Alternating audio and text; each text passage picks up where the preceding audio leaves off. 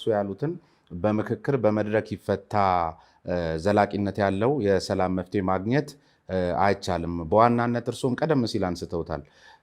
የሀገሪቷ መሰረታዊ ችግሮችን በክብደታቸው ቅደም ተከተል ልክ እየፈቱ ከመሄድ አኳያ ግን የአመራር ችግር አለ። የሰላም ጠንቅ ናቸው የሚባሉ ጉዳዮችን ቅድሚያ ሰጥቶ መስራትን ታሳቢ ያደረገ የለውጥ እሳቤ እንጂ አሁን እርሶ በሚሉኝ ዲያሎግ አንዱ መሰረታዊ እንትን ነው። ግን ከዚያ ባሻገር የቅደም ተከተሉን በክብደቱ ቅደም ተከተል ልክ ከመስራት ጋር የተያዘ የአመራር የግንዛቤ ችግር እንጂ እሳቤው ጥሩ ነበር ብለው የሚያነሱ ስላሉ ከዚያ አኳያስ በቅደም ተከተል ልክ ናችሁ ወይ? ቀደም ሲል እርሶ ባነሱልኝ ሐሳብ እኔ እንትን ስል ወይም ራሳችሁን የመሸጥም ችግር ያለ ይመስለኛል። እንግዲህ ይህን ሐሳብ የሚከራከሩ አካላት ከተፈጠሩ ወይ ራሳችሁን መሸጥ ጋር ችግር ከሌለ በስተቀር ምንድን ነው እዚህ ላይ የሚታዩት? እንደ ሀገር ብዙ ሊነገሩ የሚችሉ ችግሮች አሉ ሲወራረሱ የመጡ መነሻችንም ያሉ አወንታዊ ፍጻሜዎችን ይዘን እንሄዳለን። እንደ ወረት እንደ ጥሪት ቆጥረን ያሉ ችግሮችን ደግሞ ደረጃ በደረጃ ያለማዳገም መታረም ያለባቸውን እናርማለን፣ መፈታት ያለባቸውን እንፈታለን ብለን የተነሳ ነው። በዛ መሰረት አሁን የምናያቸው ብዙዎቹ ጉዳዮች ስር የሰደደ መነሻ እንደነበራቸው መውሰድ በጣም ጠቃሚ ነው የሚሆነው። በሚዛን ለመነጋገር ቁልፍ ችግሮች ሰብሰብ ተደርገው ሲወሰዱ አንዱ የሀገረ መንግስት ግንባታ ጉዳይ ነው። ሌላው የሀገረ ብሔር ግንባታ ጉዳይ ነው። እዚህ ውስጥ ብዙ ነገር ሊዘረዘር ይችላል። ከዚህ አኳያ ለነዚህ ጉዳዮች ትልቅ ትርጉም ተሰጥቶ በርካታ ኢንስቲትዩሽኖች ተቋቁመው ወደ ስራ ተገብተዋል። አንዱ ቁልፉ ቋጠሮ የፖለቲካ ባህላችን ነው ተብሏል ነው። ያንን ለመፍታት የፓርቲ ሪፎርም ከማድረግ ጀምሮ የሴንተር ፔሪፌሪ ፖለቲክሱን ለመቀየር በኢትዮጵያ ታሪክ ተሞክሮ የማያውቅ የዳር መሃል ህዝቦች ተብሎ ክፍልፋይ ተሰርቶላቸው የነበሩ ጉዳዮችን የሚቀይር ስራ ተሰርቷል። አዲስ ታሪክ ተጽፏል። ትልልቅ ናቸው እያንዳንዳቸውን ከተነተን ናቸው። የቅደም ተከተል ጉዳይ ወደ ኢኮኖሚውም ሲመጣ ደሞዝ መክፈል ያቃተው ኢኮኖሚ መልሶ እንዲያንሰራራ ላለፉት 5-6 ዓመታት አይተን የማናቀውን የኤክስፖርት ገቢ ማምጣት የሚያስችል ኢኮኖሚውን ከማዳን አልፎ ያንዱ ኢኮኖሚ ነው፣ ሌላው ፖለቲካ ነው። ሌላው ማህበራዊ ጉዳዮችም ላይ ያሉ ቅራኔዎችን ለማጥበብ ለመፍታት ረጅም ርቀት የተኬደባቸው ጉዳዮች አሉ። የህብረተሰብ ግንኙነት፣ የተቋማት ግንኙነት ኪኪ ጉዳዮች ናቸው እነዚህ። ኢኮኖሚው ሲባልም ግብርና ሴክተር እንደ ሴክተር ትልቅ ሀብት ተመድቦለት አርገን የማናቀውን አዳዲስ ፖሊሲ ቀርጸን ለምሳሌ ሜካናይዜሽን በግብርና እዚህ ግባ የሚባል የፖሊሲ ሰፖርት አልነበረውም። ይሄን በሚያርም ደረጃ ፕራይቬት ሴክተሩ ደካማ ሆኖ ነው የቆየው፣ ወይም መጠንከር ባለበት ደረጃ ሳይጠነክር ነው የቆየው። ግን የምንገነባው ኢኮኖሚ ያው ምን እንደሆነ ይታወቃል። ይሄንን ለመሸከም የሚያስችል ፕራይቬት ሴክተር ሳንገነባ የቆየንበትን ሁኔታ የሚገለብጥ ስራ ነው የተሰራው። ትልቅ ተበዳሪ ዛሬ ፕራይቬት ሴክተሩ ነው፣ መንግስት አይደለም። በሎጂስቲክስ ዘርፍ የነበሩ ማነቆችን ለመፍታት ረጅም ርቀት የተኬደበት ነው። የአመራር ስርዓታችንን ለማስተካከል ረጅም ርቀት የሄድንበት ነው። ነገር ግን የነበሩ ስርዓታዊና መዋቅራዊ የሆኑ ችግሮችን ለመፍታት የተጀመሩ የፖሊሲ ሰፋፊ ስራዎች አሉ። ለዛሬ ይደርሳሉ ወይ ከተባሉ አንዳንዶቹ ጊዜ ይፈልጋሉ። አንዳንዶቹ የሚበዙት አንዳንዶቹ ነው ወይስ የሚበዙት? አንጻራዊ ነው። አሁን ኪሳችን፣ ቤታችን፣ ገበያችን የማጅራት መጪው ብዛት ነጣቂው ፈላሽ ቆራጩ የሚያሳየን ጊዜ ብዙዎቹ ጊዜ እንደሚወስዱ ወይ ብለን እንሂድ። አንጻራዊ ነው። በተግባር ቤታችን ስለሚመሰክር አንጻራዊ ነው። የስራ ዕድል መፍጠር አልተቋረጠም። የስራ ዕድል በተፈጠረ ቁጥር የዜጎች የመግዛት አቅም ይጨምራል። ግን ሊስተካከሉ የሚገቡ ጉዳዮች አሉ። ከአሰራር ስርዓት ጋር የተያዙ፣ ከአስተሳሰብ ጋር የተያዙ። በነገራችን ላይ ከልጅነት ጀምሮ ኤቲካል የሆነ ቢዝነስ እንዴት ነው የሚሰራው የሚል የአስተሳሰብ ግንባታ ስራ ይጠይቃል። በጣም የሚያሳፍረው እንደ ሀገር የህግ ማስከበርና የህልውና ዘመቻ ውስጥ እንኳን ሆነ ስግብግብ የሆኑ አንዳንድ ነጋዴዎች ዋጋ ሲጨምሩ እናያለን። ይሄ የሚጨከንበት ሰዓት አይደለም። የእርዳታ ዘይት የሚዘርፉና ገበያ አለ። ጨካኝ የሆነ ሰው እንኳን አመሉን የሚያሻሽልበት ወቅት ነው መሆን ያለበት።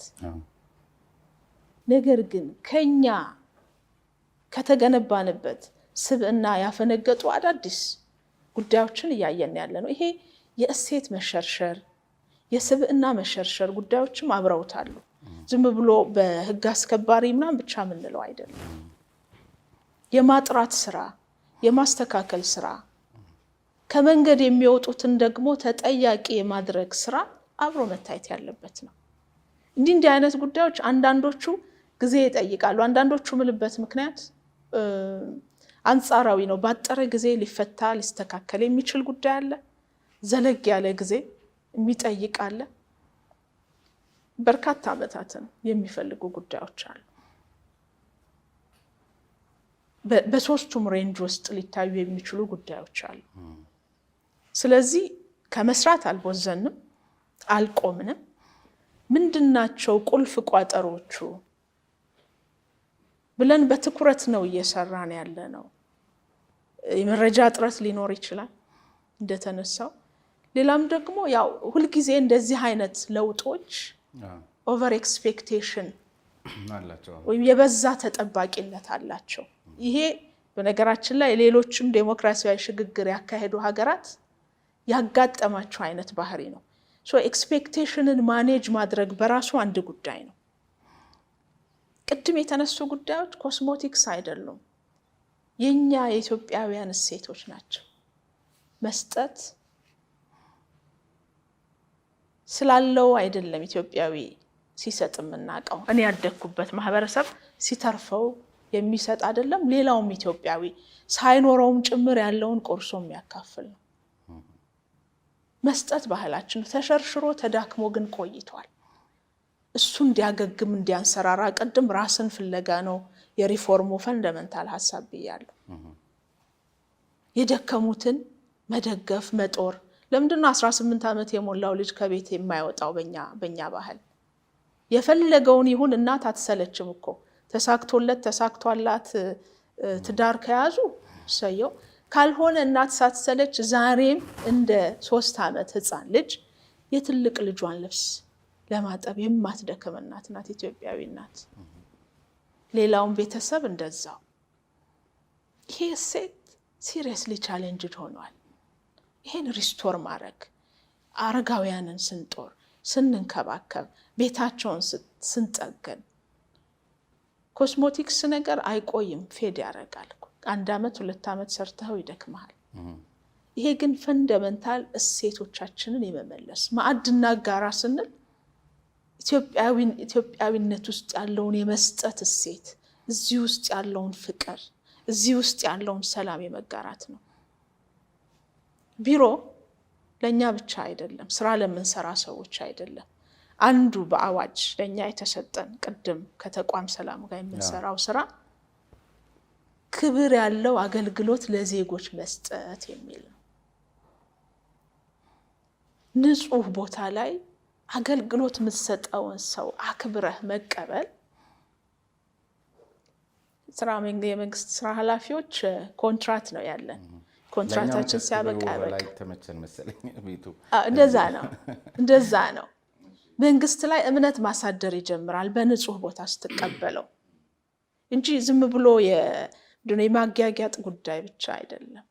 ዜጋህን አንተን ብሎ አገልግሎትህን ፈልጎ የሚመጣውን ተገልጋይ ማክበርህን ምታሳይበት ነው። ለምሳሌ ባንክ ስትሄድ ባንክ አገልግሎት የሚሰጡ ሰራተኞች ሸሚዛቸውን አጥድተው ክራቫታቸውን አስረው ነው ለዜጋው አገልግሎት የሚሰጡት። አንዳንዶቹም ዩኒፎርም አላቸው። ገና አገልግሎት ፈልጎ የሚሄደው ሰው እዛ ሲሄድ ስለዛ ሰው የሀብት መጠን ምናምን አይደለም የሚያስበው። ጤናማ ግንኙነት አገልግሎቱን ከሚሰጠው ሰው ጋር መፍጠር ነው የሚጀምረው።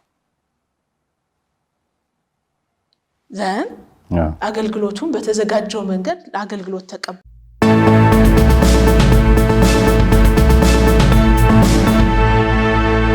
ሰራሉ። ይሄንን እንዳልኩት ተቋማዊ ቁመናውን አጠናክሮ በተሻለ ደረጃ ባንኮች ጤናማ የፋይናንስ ስርዓት እንዲኖራቸው እንደዚሁም በገበያ ውስጥ የሚፈጠሩ አርቲፊሻል የሆኑ ሰው ሰራሽ የሆኑ የንረቶችን ጨምሮ ከጥቁር ገበያ ጋር የተያዙ ጉዳዮች ላይ ያለማቋረጥ እየተሰራ ያለ ስራ አለ።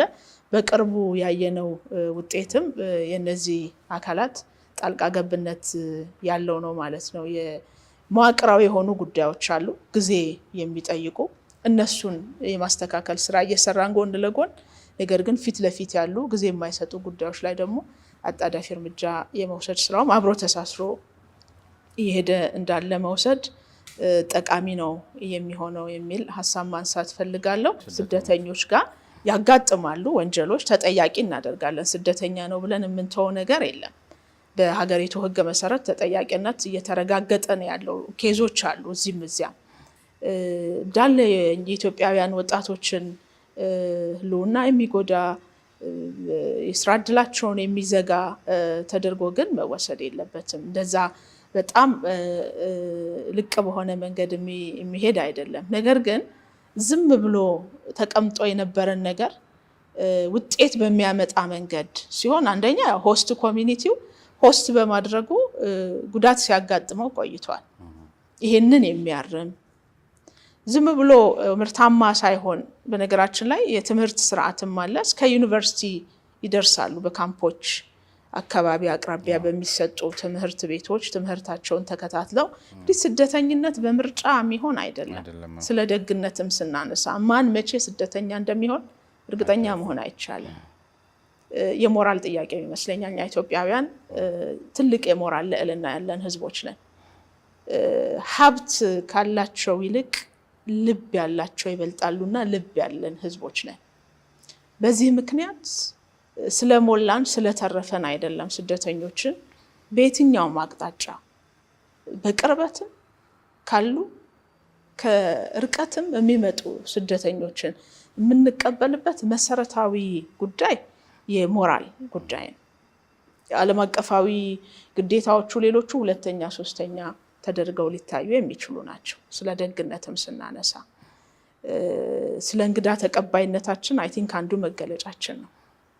ይሄ ከሆነ በኋላ ግን ጉዳቱን ቀንሶ ጥቅም ሊሰጥ በሚችል መንገድ መምራት መግራት ተገቢነት ያለው ነው ብዬ አስባለሁ። የሚያጋጥሙ ችግሮችን ደግሞ ስርዓት አስቀምጦ መልክ ያስያዙ መሄድ። አሁን የምዝገባ ስርዓቱ ተጠናክሮ ሶስተኛ ዙር የሚባል የምዝገባ ስርዓት አለ። አብዛኞቹ ስደተኞች ወደዛ ደረጃ እየተሸጋገሩ ስለሆነ በቀላሉ መለየት የሚቻልበት እድል ስላለው ስርዓት እየያዘ እየሄደ እንደሆነ መውሰድ። ትንንሽ ኬዞች ያጋጥማሉ፣ እነዚህ ብዙ አይደሉም የሚለውን መረጃ መስጠት ፈልጋለሁ። ሁለተኛውና መሰረታዊው የሰላም ግንባታ ጉዳይ ስናነሳ እንግዲህ አንዱ ላይ ነው እስካሁን የቆየ ነው። አንደኛው ፒላር አዎንታዊ የሚባለው የሰላም አይነት ነው። የጸጥታ አካላት የሚሰሩት የሰላም ስራ አለ። ህብረተሰብ የመንግስት ተቋማትና ህብረተሰብ ተሳትፈው ደግሞ የሚሰሩት የሰላም ግንባታ ስራ አለ። ፈረንጆቹ ፖዚቲቭ ፒስ ይሉታል። አንዱ የፖሊሲ ሽፍታችን እዚህ ጋር ነው ማለት ነው። በጸጥታ አካላት አማካይነት የሚጠበቀው ሰላም ወይም በእንግሊዝኛ ኔጌቲቭ ፒስ ከሚባለው ወደ አዎንታዊ የሰላም ግንባታ አቅጣጫ ነው የመጣ ነው። እኛ ሆሊስቲክ ፒስ ብለነዋል። ለራሳችን የሚሆን ወይም ሁለንተናዊ ሰላም ብለነዋል። ይሄ ሁለንተናዊ ሰላም የመንግስት ተቋማት በሚሰሩት ስራ ለምሳሌ የፍትህ ተቋማት ፍትህን ማረጋገጥ የሚችሉ መሆን አለባቸው።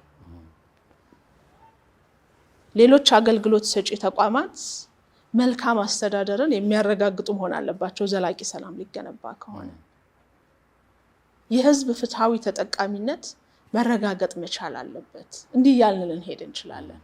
እነዚህ አዎንታዊ የሚባሉ የሰላም አይነቶች ናቸው። እነዚህ ጉዳዮች እውን እንዲሆኑ ከመንግስት አካላትና ተቋማት ጋር ተባብረን የምንሰራው ስራ አለ ማለት ነው።